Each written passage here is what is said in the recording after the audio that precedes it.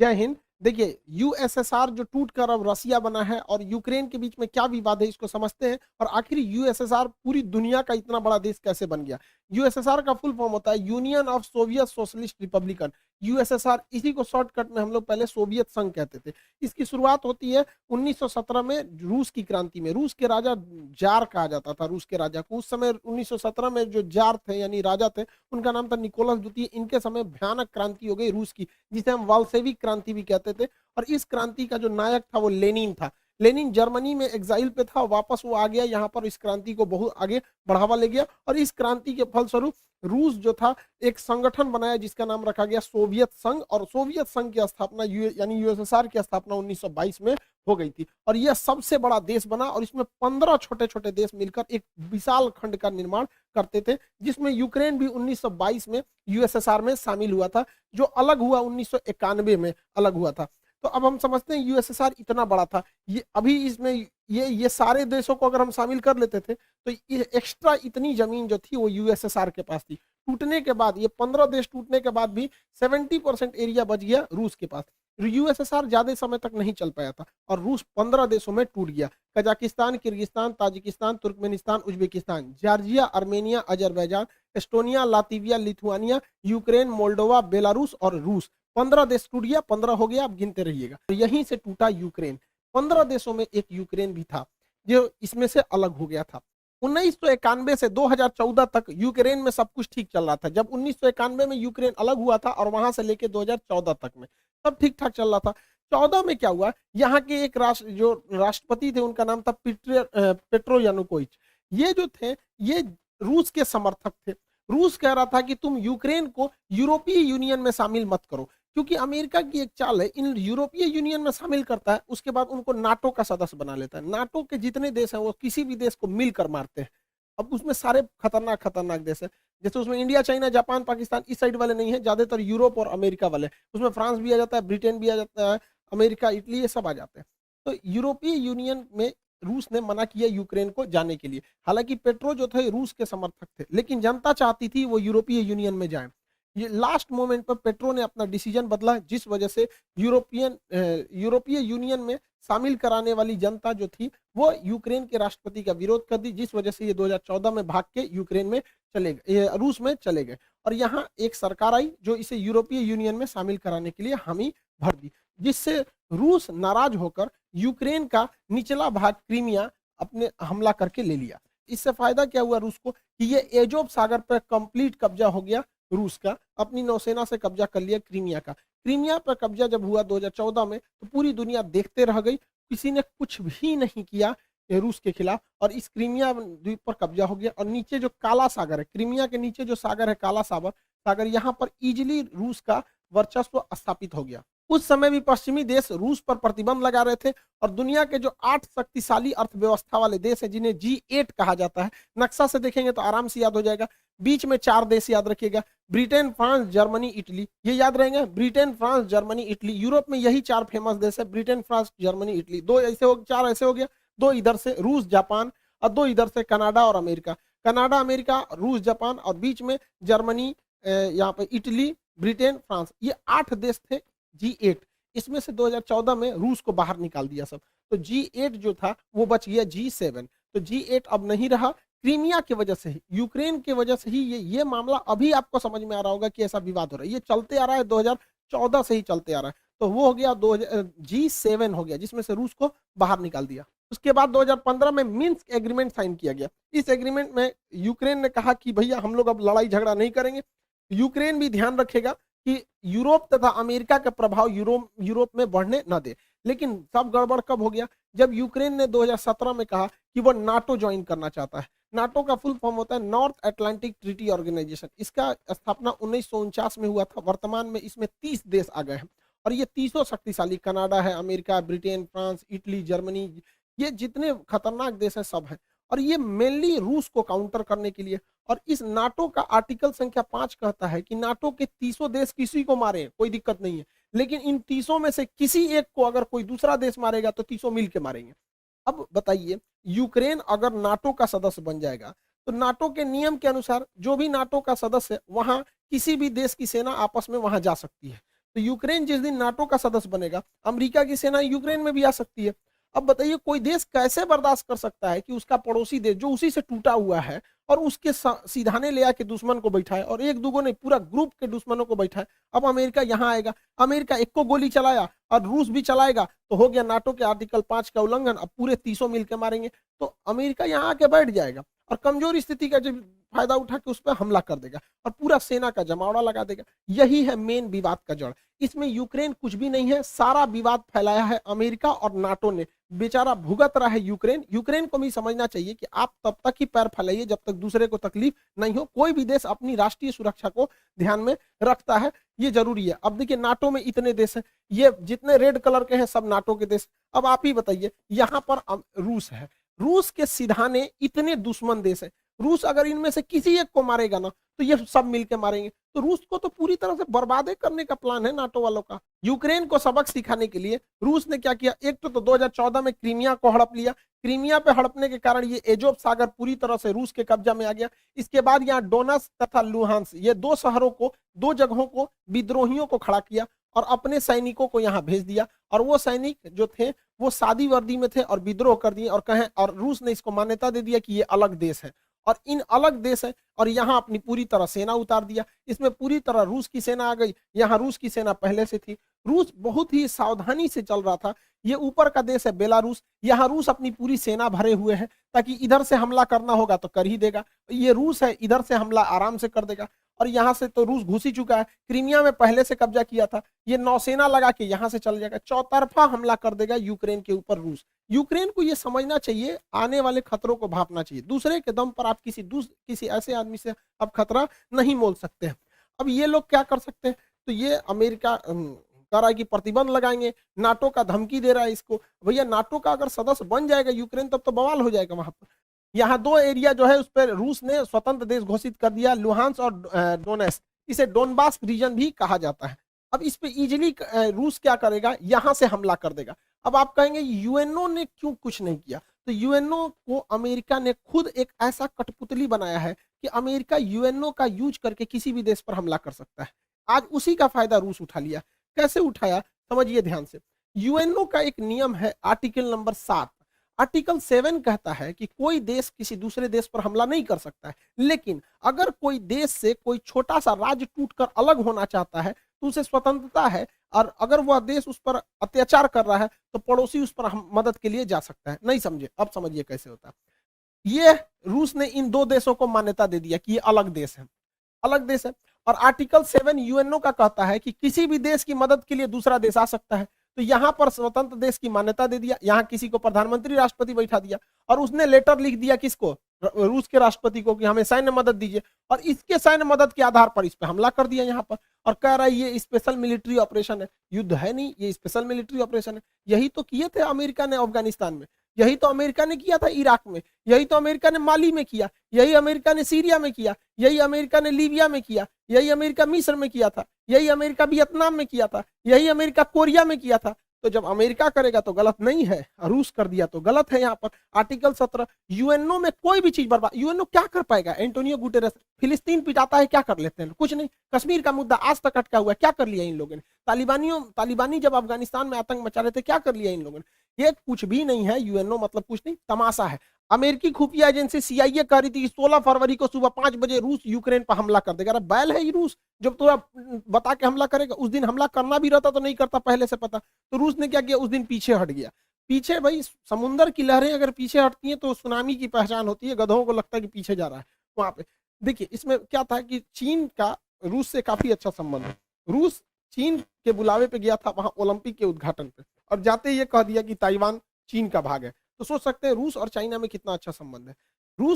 रूस से चाइना ने कहा था कि ओलंपिक हो जाने दो, विंटर ओलंपिक। तो बीजिंग विंटर ओलंपिक 20 फरवरी को खत्म हो गया, इस दिन लास्ट हो गया।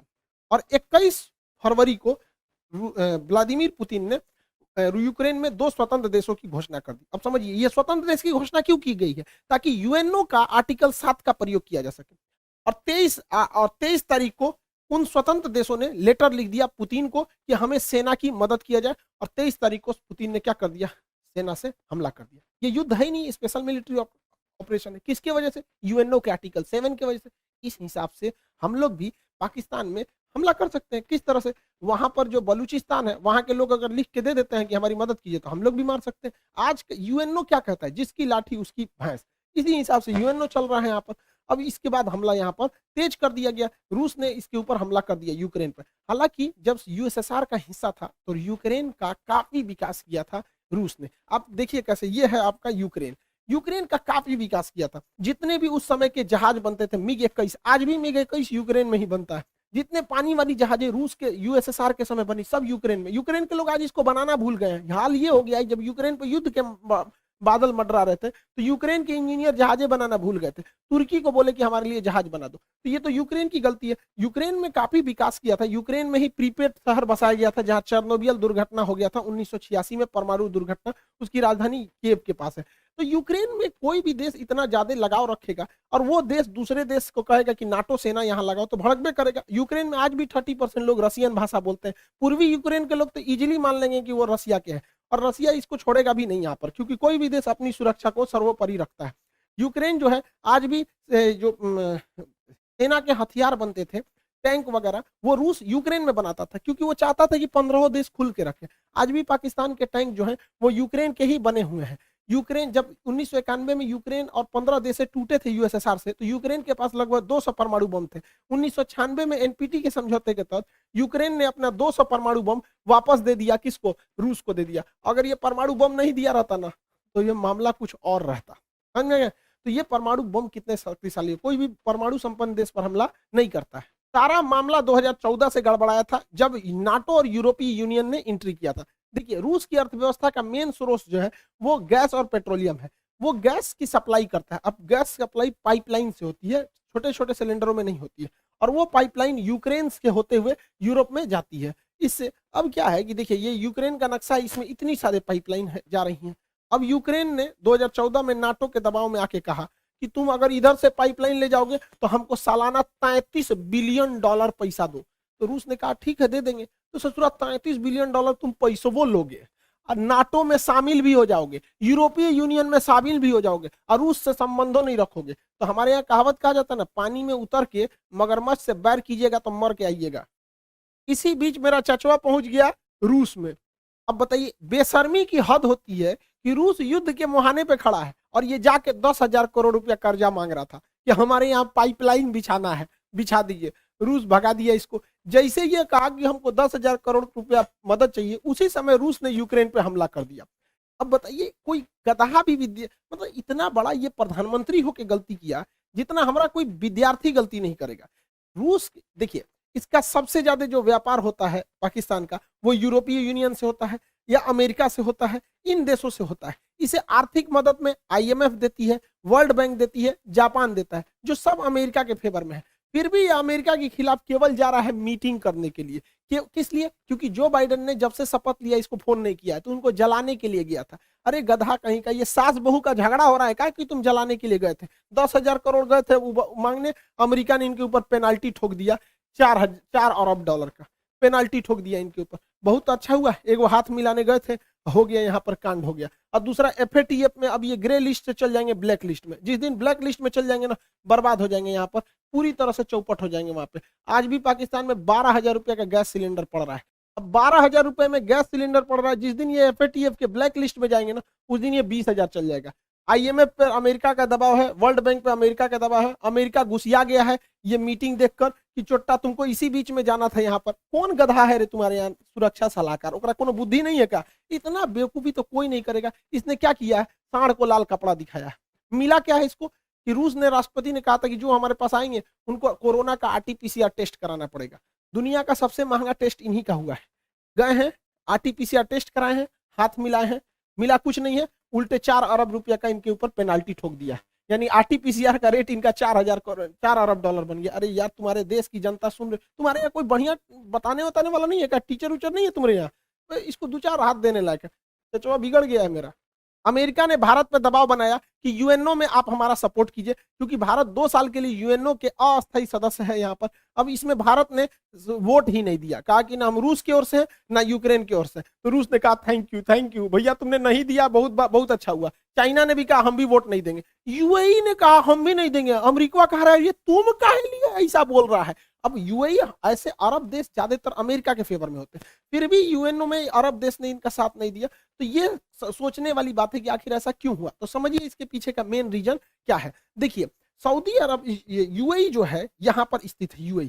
यूएई के नीचे यमन है, यमन में हैती विद्रोही है सब, और इन विद्रोहियों को ईरान का साथ प्राप्त है, ईरान का साथ प्राप्त है। अगर यूएई रूस के खिलाफ जाएगा तो रूस की दोस्ती है ईरान से, वो ईरान को फोन करेगा, ईरान हैती विद्रोहियों को फोन करेगा, हैती विद्रोही यूएई को बजा देगा सब पकड़ के। तो एक रीजन ये है। दूसरा रीजन ये है कि ईरान के पास भी पेट्रोलियम है, रूस के पास भी पेट्रोलियम है और यूएई के पास भी पेट्रोलियम है। तो इन्हें दोस्तों को साथ में रख के पेट्रोलियम के लेवल को, मतलब प्राइस को कंट्रोल करने में भी मदद मिलेगी। अमेरिका इजराइल पर भी दबाव बना रहा है कि इजराइल यहां पर सीरिया में बम्बार्डमेंट कर दे ताकि रूस का ध्यान भटक जाए, लेकिन इजराइल ऐसा करने से मना कर दिया।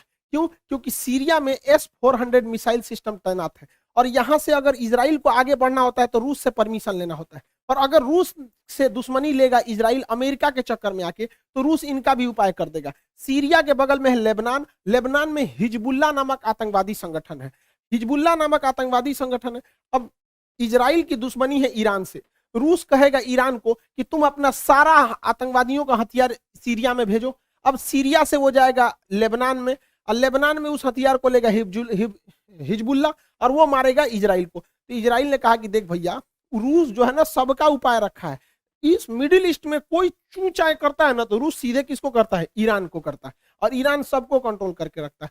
हालांकि यूक्रेन के जो प्रेसिडेंट है ज़ेलेंस्की, वो भी ज्यूज यानी यहूदी हैं, और इजराइल भी यहूदी है। अब यहूद ये उसका मदद नहीं कर रहा, क्योंकि भैया देश सर्वोपरि होता है, अपने देश को काहे लिए हम रिस्क में डालेंगे, हर देश यहाँ पे। अब ये यूक्रेन का बड़बोलापन था जो ईयू तक तो सीमित था, लेकिन नाटो में गए, अब लड़िए यहाँ पर। अब यूक्रेन को तो छोड़ेगा नहीं रूस, जो फाइनल है। अब वहाँ के लोगों को सफर करना पड़ता है, वहाँ के लोग काफी बहादुरी से लड़ रहे हैं। हम उनके लोगों की भावनाओं, इज्जत करते हैं उनकी भावनाओं का, उनके सैनिकों को सैल्यूट करते हैं जो इतनी बहादुरी से लड़े वहाँ पर, आखिरी सांस तक उनके सैनिक लड़े। वहाँ पे जो आम नागरिक है वो भी अपने देश के लिए लड़ रहा है ये, और जो बेचारे बूढ़े हैं, बच्चे हैं, वो मेट्रो में या कहीं शेल्टर होम में जाके रह रहे हैं। लेकिन देश के नागरिकों को भी सोचना चाहिए, किसी देश को इतना टॉर्चर मत करो। रूस को अपनी सुरक्षा चिंताओं को ध्यान में रखना पड़ेगा।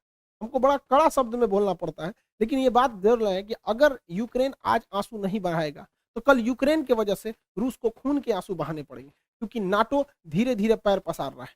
15 देशों को तोड़ दिया नाटो ने, और उसके बाद उन 15 देशों में से सारे देशों को अपने में मिलाते आ रहा है। नाटो की जरूरत क्या है? आप 15-30 देश मिलकर किसी को मारेंगे यहाँ पर। तो यूक्रेन के लोगों को इसका खामियाजा भुगतना पड़ेगा। लेकिन क्या होता है कि देश, हर इंसान को अपना देश प्यारा होता है। देश तो बहुत बड़ी चीज होती है। इंसान जिस कमरे में सोता है, बेड के जिस कोने पे सोता है, इंसान को वही कोना पसंद आता है। आप भी अपने कमरे में बेड पे किसी खास कोना पे सोते होंगे, आपको वही नींद आएगा। हर इंसान की मेंटेलिटी होती है। लेकिन ये सोचना चाहिए कि हमारी देश की नीतियां कहाँ सही जा रही हैं। कई बार हमें कड़वे घोंट पीने पड़ते हैं, तो ये चीजें होती है। कई बार देश को ऐसा लगता है कि नहीं अभी हमला कर देना चाहिए, लेकिन उसको सोच समझ के करना चाहिए। हमारे ऊपर भी हमले हुए थे 26/11 जब ताज होटल पे हमला हुआ था, हम लोग भी चाहते तो पाकिस्तान पे हमला कर देते। पुलवामा हुआ था, संसद पर हमला हुआ था, कारगिल पे हुआ था, हम लोग भी चाहते तो इस्लामाबाद पे घुस जाते। लेकिन उस वजह से हमारी देश की अर्थव्यवस्था नहीं बढ़ी। अब क्या है, धीरे धीरे हमारी अर्थव्यवस्था बढ़ रही है, धीरे धीरे पाकिस्तान खुद ही बर्बाद हो जाएगा। तो ये यूक्रेन के लोगों को सोचना चाहिए कि ऐसा ऐसा ना करे कि रूस जैसे देश से, इतने बड़े देश से दुश्मनी ले ले। अभी रूस का पूरा फुल प्लान क्या है, वो वायुसेना से भी हमला कर रहा है, थल सेना से भी कर रहा है, नौसेना से भी कर रहा है। वो चारों ओर से घेर चुका है यूक्रेन को, और कोई मदद के लिए नहीं आया। ये दुनिया के लिए भी एक लेसन है कि जब तक अपने पैर पे नहीं खड़े रहेंगे तब तक कोई मदद करने के लिए नहीं आएगा। कोई आएगा कैसे मदद करने के लिए आपके ऊपर? आपकी खुद की परछाई भी ना अंधेरे में आपका साथ छोड़ देती है, तो दूसरे से क्या उम्मीद कर रहे हैं? मुसीबत पड़ने पे हर इंसान साथ छोड़ देती है, जब अंधेरे में परछाई ने छोड़ दिया तो। व्लादिमीर पुतिन का सीधा सा डिमांड है कि रूस, ये यूक्रेन और नाटो लिखित दे कि वो कभी भी यूक्रेन को नाटो में शामिल नहीं करेंगे। रूस का दूसरा डिमांड है कि जो एस्टोनिया, लातविया, लिथुआनिया, जो एकदम इसकी राजधानी के पास नाटो सेना आके बैठी हुई है, इन्हें वापस विड्रॉल करे। अमेरिका ने यूरोप में जो परमाणु बम रखे हैं इसे वापस ले जाए। ये व्लादिमीर पुतिन का है। हालांकि पुतिन का आंतरिक विरोध भी हो रहा है देश में, लेकिन इसे दबाने के लिए पुतिन काफी बेहतरीन ढंग से वेल ट्रेंड है। पुतिन का पूरा प्लान क्या है, वो यूक्रेन को इस एरिया से काट देंगे। इस एरिया से काट दिए, वो ऑलरेडी काट चुके हैं, इसमें तो कुछ सोचना ही नहीं। क्रीमिया में वही काट चुके हैं।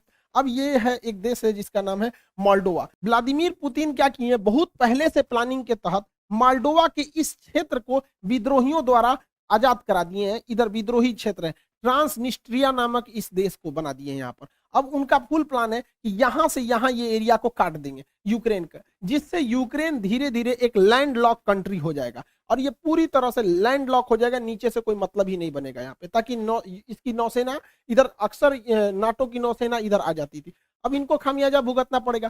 क्यू में उसकी सेना घुस चुकी है, रूस की सेना चारों ओर से घुस चुकी है। अब ये वेट एंड वॉच करेंगे लोग, जल्दी से जल्दी जोनेस्की जो है वहां पे वो सरेंडर कर दी। और रूस की सेना बहुत शक्तिशाली है, कई देश मदद के लिए आए हैं, लेकिन इससे बहुत कुछ नहीं हो पाएगा। लेकिन रूस के लिए भी है, जितने देर होगा युद्ध में उतने रूस के लिए समस्याएं बढ़ेंगी, उसके ऊपर सैंक्शन जो है वो और ज्यादा लगते जाएंगे। भारत पे भी इसका असर पड़ेगा, जो गैस है उसके रेट बढ़ेंगे, पेट्रोलियम फिर 110 105 के पास चला जाएगा, क्योंकि वो ऑलरेडी बढ़ने वाले हैं। जो सनफ्लावर जिससे रिफाइंड तेल वगैरह बनाए जाते थे वो 80% आता था यूक्रेन से, यूक्रेन युद्ध में फंस चुका है, अब वो नहीं आएंगे। फिर से सरसों का तेल 200 से 250 रुपए लीटर के राउंड द फिगर जाने वाला है। दवाइयां यूक्रेन के लोगों को महंगा पड़ेगा, क्योंकि भारत उन लोगों को दवाइयां बेचता था। गेहूं के लिए एक चीज का प्रॉफिट यही है कि यूक्रेन और रूस दोनों गेहूं के बहुत बड़े उत्पादक है। यूक्रेन के पास गेहूं का बहुत बड़ा भंडार था। यूक्रेन में एक घास का मैदान है जिसे कहते हैं स्टेपी, उसे bread basket of the world कहते हैं, कि दुनिया में वो गेहूं वहां बहुत ज्यादा मात्रा में उत्पादित होता है। तो गेहूं का इन लोग के पास प्रोडक्शन गिरेगा, जिस वजह से गेहूं के रेट बढ़ेंगे। तो भारत उन गेहूं को विदेश में बेच सकता है और इस तत्कालिक समय के लिए फायदा कमा सकता है। ये भारत के लिए एक मौका है, वो भी हाथ से मत चला जाए, दिक्कत हो जाएगा। हालांकि रूस इसके लिए पहले से तैयार बैठा है। उसने अपनी अर्थव्यवस्था को बजट में जो पारित किया था उसको स्टेबल रखने की कोशिश किया। वहां पर्याप्त मात्रा में विदेशी भंडार रखे गए हैं। वो सोने का प्रचुर भंडार रख चुका है। अमेरिका ने उसके ऊपर सबसे खतरनाक प्रतिबंध लगाया है, स्विफ्ट बैन लगा दिया। देखिए, दो तरह के बैंकिंग में कोड होते हैं। अगर आप देश के अंदर ही पैसा भेजना चाहते हैं तो आपको आईएफएससी कोड लगते हैं। आप अगर ध्यान देंगे होंगे, बैंक में कभी भी पैसा ट्रांसफर किए होंगे तो आईएफएससी कोड लगा होगा। अगर आपको आईएफएससी कोड नहीं पता है, बैंक से ट्रांसफर पैसा नहीं होगा।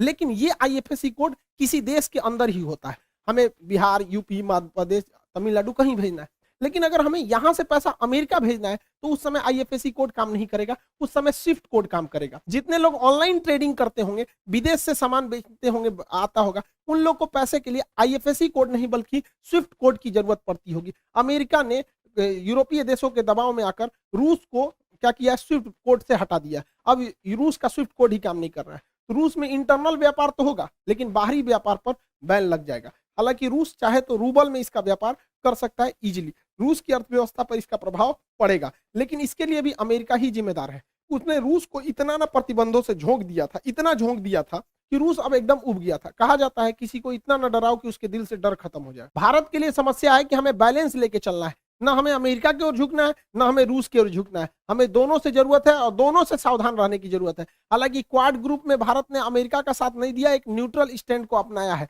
यूएनओ में भी भारत ने एब्सटेन करके, मत ना डाल के, वो भी एक तरह के न्यूट्रल स्टैंड को अपनाया है। G20 में भी भारत बहुत कुछ नहीं कहने वाला है रूस के खिलाफ। हमें बैलेंस लेके चलना है, अमेरिका के कहने पे हम लोग को नहीं आना है, क्योंकि अगर हम अमेरिका के कहने पे चले आएंगे तो रूस चाइना के फेवर में चला जाएगा, क्योंकि वो भी देखेगा कि भैया आप अमेरिका के गुण गा रहे हो तो वो किसके गुण गाने लगेगा, चाइना का। और ये चाइना यही चाह ही रहा है, क्योंकि उधर यूक्रेन को कब्जा कर लेगा, यूक्रेन ले गया रूस, अब ताइवान लेके चला जाएगा चाइना, इसके बाद स्प्रेटले द्वीप लेगा, इसके बाद पैरासेल आइलैंड लेगा। ये चाइना के लिए प्लस पॉइंट होगा। अतः चाइना को रोकने के लिए हमें रूस के साथ रखना जरूरी है, साथ साथ अमेरिका का भी साथ देके चलना जरूरी है। तो हमें काफी मतलब बीच बचाव लेकर चलना चाहिए। सबका कारण है नाटो और अमेरिका के चक्कर में पूरी दुनिया आज सफर कर रही है। हमारे देश का सेंसेक्स नीचे गिर गया, 10 लाख करोड़ रुपए जो हमारे सेंसेक्स है, 5% सेंसेक्स नीचे चला गया हमारा शेयर मार्केट, यानी लगभग 2000 अंकों की गिरावट देखी गई है, जिसे वैल्यू में कहेंगे तो 10 लाख करोड़ का। ये नाटो इन लोग के चक्कर में, ये आपस में, जब तक दुनिया में ये दोनों देश हैं अमेरिका और रूस, हमेशा गोलियां चलती रहेंगी। अरे वही छोटका है ससुरा चाइना, ये पूरी दुनिया में गोलियां चलवाते रहेंगे। हम लोग को न्यूट्रल बैलेंस लेके चलना है, लेकिन हमें ये नहीं भूलना चाहिए कि अमेरिका से दोस्ती, दुश्मनी तो खतरनाक होती है, दोस्ती और खतरनाक होती है, ये किसी के नहीं होते हैं सर। और अमेरिका के पिछले कर्मों को हमें नहीं भूलना चाहिए। याद कीजिए 1971 में जब जंग चल रही थी तो रूस हमें बचाने आया था, 40वां बेड़ा भेजा था, और यही अमेरिका है जो परमाणु बम से मारने की धमकी दिया था, अपना 7वां बेड़ा भेजा था। 1965 में जब हमारे यहाँ अकाल पड़ा था तो अमेरिका हमें सुअरों को खाने वाला गेहूं दिया था। किस मुंह से अमेरिका आज हमसे मदद मांग रहे हैं यहाँ पे भैया? जब 370 लगा था तो इसमें 7 रूस ने हमारा दिया था। यूएनओ में कश्मीर में जब जब मुद्दा आया था तो यूएनओ कहता था कि वहां के लोगों से पूछिए क्या होगा, तो रूस वहीं पे रोक लगाता था। हम कैसे भूल सकते हैं रूस को? रूस ही हमें सबसे ज्यादा हथियार दिया। आज भी भारत में 80% हथियार रूस से ही आ जाते हैं, हम इसको नहीं भुला सकते हैं। 1998 में जब भारत ने अपना परमाणु बम परीक्षण किया था, पूरी दुनिया खिलाफ हो गई थी, रूस साथ खड़ा था। आपको याद है कि नहीं इन दोनों की जोड़ियां? इन लोगों ने परमाणु परीक्षण किया था, उसके बाद कोई हमें आंख उठाकर नहीं देख सकता था। तो उस समय भी रूस की बात हम लोग को याद रहना चाहिए। 1999 में जब कारगिल की लड़ाई हुई थी तो अमेरिका ने अटल बिहारी वाजपेयी से कहा था कि हम परमाणु बम मार देंगे भारत के ऊपर। तो अटल बिहारी वाजपेयी ने कहा था कि हम आधा हिंदुस्तान खोने के लिए तैयार हैं, लेकिन हम वचन देते हैं कि सुबह का सूरज पाकिस्तान नहीं देख पाएगा। तो पाकिस्तान, अमेरिका अपना परमाणु बम लेके भागा था। याद कीजिए अभिनंदन की जी का फाइटर पायलट जो थे, इनके ऊपर जहाज से जो स्ट्राइक किया गया था, वो जहाज भी पाकिस्तान को अमेरिका ने दिया था, F-16 जहाज। आज भी हमारी जरूरत रूस ही पूरा करता है। S-400 के दम पर हम चाइना को चैलेंज करते हैं, किसने दिया? रूस ने दिया। विक्रमादित्य किसने दिया? रूस ने दिया। 1991 में हम लोग जब अंतरिक्ष में क्रायोनिक इंजन की जरूरत थी, रूस अपने 8 क्रायोनिक इंजन दे रहा था, अमेरिका ने उस पर प्रतिबंध लगा दिया, जिस वजह से हमारा परमाणु अंतरिक्ष कार्यक्रम लगभग 20 साल पीछे चला गया। यहाँ पर आज भी चंद्रयान में अमेरिका के जगह पे रूस हमारी मदद कर रहा है। तो रूस हमेशा से हम लोग के साथ रहा है। आज देखिए परमाणु पनडुब्बी, चाहे चक्र हो, नेपरा हो, अरिहंत हो, इसमें रूस हमारी मदद कर रहा है। AK-203 राइफल की फैक्ट्री हो, रूस मदद कर रहा है। चाहे सुखोई जहाज जो हमारी वायुसेना का रीढ़ है, रूस ने हमें दिया है। ब्रह्मोस जहाज दुनिया का सबसे खतरनाक सुपरसोनिक क्रूज जहाज मिसाइल है, जिससे चाइना डरता है, किसने दिया है? रूस ने दिया है। तो हमें बैलेंस लेके चलना है। कहीं ना कहीं सेना में रूस मदद करेगा, लेकिन अमेरिका से हम लोग को भी संबंध बना के रखना है। चाइना को जब कंट्रोल करने की बारी आएगी तो रूस नहीं सुनेगा, तब हमें अमेरिका को लाना पड़ेगा। इस दुविधा में हम लोग हैं कि अमेरिका का साथ दें कि रूस का साथ दें। इसके लिए सबसे अच्छा रास्ता क्या होता है समझिए।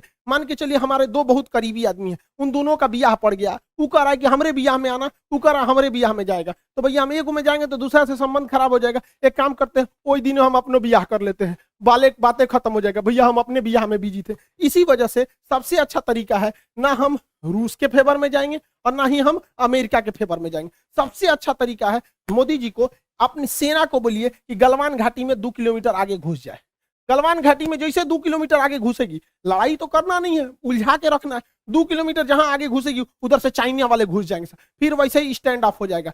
2-3 महीना चलेगा, अमेरिका कहेगा ए बोलना रे रूस को, हम कुछ करें, हम तो खुदे लड़ रहे हैं चाइना से यहाँ पे। तो हमला दोनों शांत के शांत रहेगा। और इससे एक और फायदा होगा, चाइना इधर उलझा रहेगा तो ताइवान पे हमला नहीं करेगा, नहीं तो इससे यही भी बहाने निपटा देगा ताइवान को। आपको क्या लगता है, भारत को इधर उलझा देना चाहिए कि नहीं देना चाहिए? वरना आप मना करेंगे तो कोई ना कोई देश इस तरह से आपको कहेगा कि भैया हमारा साथ दो। उससे अच्छा हम खुद उलझे हुए हैं, बातें खत्म।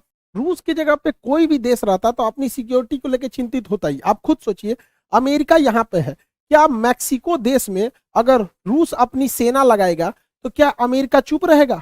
नहीं चुप रहेगा ना। कोई भी देश देखेगा कि आप यहाँ सेना लगा क्यों रहे। तो आप ही बताइए, अमेरिका अपनी नाटो सेना अगर यूक्रेन में लाएगा तो रूस के बॉर्डर से सटा देगा, तो रूस कैसे चुप रह सकता है? अपने देश पर बीतता है तो सबको खराब लगता है। आप ही बताइए, भारत है यहाँ पे, भारत के नीचे यहाँ श्रीलंका है। अगर पाकिस्तान अपनी फौज श्रीलंका में लगा देगा और श्रीलंका उसको परमिशन देगा तो भारत धोएगा कि नहीं धोएगा उसको? हम लोग को कैसे खराब लगता है? जैसे चाइना अपना स्ट्रिंग ऑफ पल्स लाता है यहाँ पे। तो हर देश को अपना सुरक्षा चिंता को ध्यान में रखना पड़ता है। और इसमें सिंपल सा बात है, यूक्रेन को कोई उससे उसका देश नहीं मांग रहा है।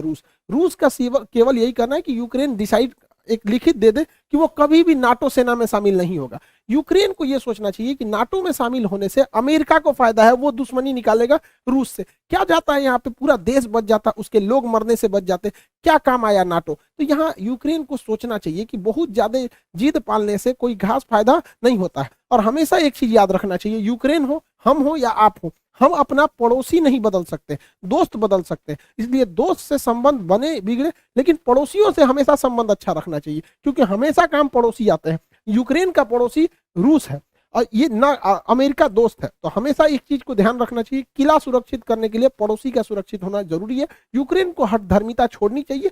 आप यूरोपीय यूनियन में शामिल हो जाए, नाटो जैसे सैन्य संगठन में नहीं शामिल होना चाहिए। क्या ये फिनलैंड बेवकूफ था, स्वीडन बेवकूफ है जो इन लोगों ने नाटो की सदस्यता नहीं लिया? यूक्रेन, रूस ने धमकी दिया फिनलैंड ले लेगा तो तोड़ो छोड़ देंगे, क्या कर लेंगे लोग ये रूस का। दूसरा, बीपीएससी का जो प्रैक्टिस सेट है बाबू वो आ चुका है। बीपीएससी और एनटीपीसी रेलवे जितना चीज है इसका प्रैक्टिस सेट है, इसको प्रैक्टिस करते रहेंगे। आपके एग्जाम में जो मेरिट से छटते हैं लोग, वो लोग इस वजह से नहीं छटेंगे। और इकोनॉमिक्स के बैच बहुत देर से अटके हुए थे, अब वो 3 जनवरी से इकोनॉमिक्स का बैच आ जाएगा। यहाँ 3 जनवरी का है, 3 मार्च को सुबह 9 बजे इकोनॉमिक्स का बैच आ जाएगा। इसमें माइक्रो मैक्रो इकोनॉमी, लोच वगैरह सब चीज बता देंगे आप लोगों को। आई होप आप ये सब चीज समझे होंगे। भारत को किसी का साथ नहीं देना चाहिए।